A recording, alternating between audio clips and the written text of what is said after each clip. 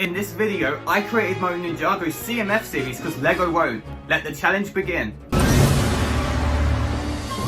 As you may know, Dragons Rising is the most recent season of Ninjago, but where the hell is my boy Jay?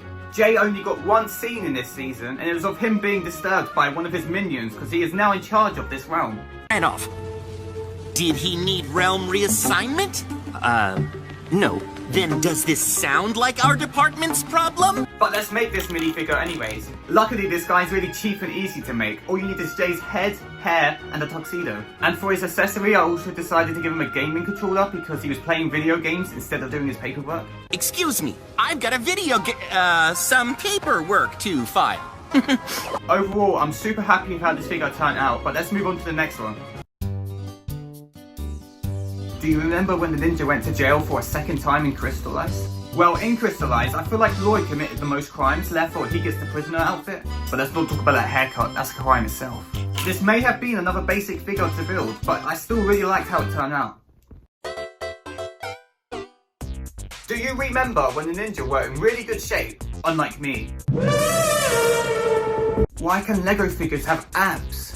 I gave him some red shorts with his butt cheeks showing, his jacked torso, and his regular hair and headpiece. And for his accessory, I gave him his final battle blade. Overall, I'm super happy about this figure, but stay tuned because we're going to be ranking these at the very end. There are many bits of Ninjago media out there, including shorts on LEGO's YouTube channel. And there is one particular minifigure I want to make from these shorts. You're all dressed up? No one said this was fancy. For this minifigure, I used some pink legs and this torso that works really well from a CMF figure. And then I just threw her normal hair and head. And for her accessory, I just gave her a flower because Jay gave her one in that short. Overall, this is my favourite figure I've made so far. Season 4 is my favourite season of Ninjago, but LEGO have pretty much made every minifigure from that season. There's one scene in Season 4 where the ninja beat up the Anaconda cultists and stole their clothing. Very weird, but let's make it for Cole anyways. So I gave Cole the Anaconda legs, torso, and that skull they wear on their head. And for his face, it came from a CMF minifigure, but he looks just like Cole. And you may be wondering, where's the chocolate on his face? Because they all use chocolate on their face for the tattoos. Well, as you may know, Cole was actually licking his chocolate tattoo, and that's why he has none on his face, because you can see his tongue out. It's chocolate, I can't resist. And for his accessory, I gave him some chocolate. Yeah, that's chocolate. Overall, this figure is perfect. Or did we shrink?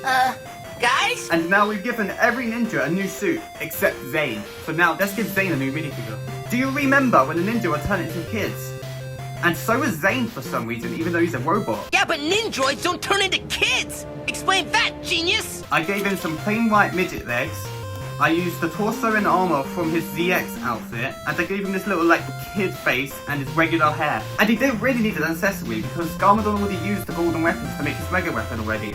But I decided to give him some silver shurikens anyway. We've now made a minifigure for every one of the ninja, so now let's focus on side characters. Do you remember the Uppy from Season 13 of Ninjago? We're going to be making this guy. I'm pretty sure it's called Cauldron or something. He looks like He-Man to me. Both of the torso and legs I used for him come from the same minifigure, which works really well for him though. And then I gave him this really happy expression on his face and some hair. But most importantly, I built his axe, which actually turned out quite well. Overall, I could see this being one of the most wanted minifigures in the series. Next up, we're going to be building Cool Stabs, which also goes by the name of Lou. Lou was requested by these two people right here. I gave him some dark brown legs, a black tuxedo, because unfortunately I couldn't find a brown one in my collection, a face, and some hair. Overall, this is a must-have for any die-hard Ninjago fan. Do you remember this kid? This kid is called Jake. He is Kai's biggest fan. So in that case, I gave him some plain red midget legs, Kai's Season 11 torso, a cute little face, and some brown hair. In the show, he had a little fan book of Kai, so that's exactly what I gave him for his accessory. This guy turned out perfect. But something you might not know is, not only did Jay's dad leave for the milk, but so did his mother. Seriously? She fought in the Serpentine War and much more with the Elemental Alliance. Let's get building her. I gave her Jay's Legacy tournament robes.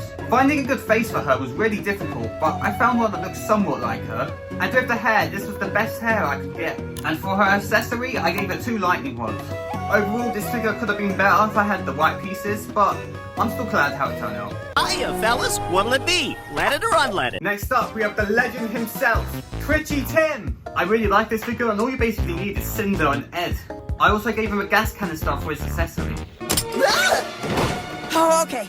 But who's another comedic character Ninjago, you may ask? Shifty. And I know what you're saying, hey, Shifty, he was only in like 1 episode or something, but come on, he's just so funny, I had to throw him in. I gave him some blacksmith torso and legs, and I gave him this like happy face, and then I gave him the appropriate hair. For his accessory, I gave him the grappling hook and the rope. Overall, he turned out pretty okay. Who said that? But let's look at some villains in Ninjago. And as you may know, my favourite villains are the Serpentine. My poison lies over the ocean. And who's the next Dennis the Menace, you may ask? Scales Jr. I gave him some dark blue midget legs with this like cyan jacket. And then I gave him the regular Serpentine head and whatever this thing's supposed to be. And for his accessory, I gave him a slingshot. Overall, he turned out pretty alright. But let's rewind all the way to Dragons Rising. You may know this lady, she got a minifigure this year, but she never got one last year of her being in a like science lab outfit. So let's make that. I gave her a lab coat and I used her hair and hair from the minifigure she got this year. And then I gave her some smart tech for her accessory. Not too bad of a figure. Next up, we have one of my favourite villains, P.I.X.A.L. My poison lies over the ocean. And you may know in Season 1 he got eaten by the Great Devourer, but then he was this mysterious white thing in Season 3. So that's the P.I.X.A.L we're going to be making, because LEGO hasn't made it yet. I used this plain white brick piece for his legs. What the hell? I took the torso from his Season 4 minifigure. Then I used Mr. E's head. And then I took the hood from Gwen Stacy. And for his accessory I gave him some binoculars because I wasn't quite sure what else to give him. Overall, he's one of my favourite minifigures I've made yet. Time to build the final minifigure. This minifigure is only Garmadon. Not the one LEGO gave us, the 4-armed one. I used the same parts that LEGO gave us for only Garmadon, but I threw his Sons of Garmadon upper torso onto his lower torso. And for his accessories, I gave him these purple power pieces which usually come in Marvel sets.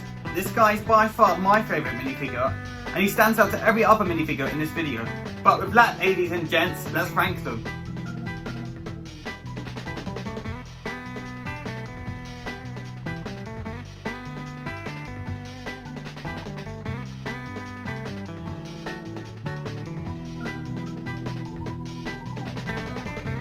Comment down below which minifigure was your favourite, and thanks for watching.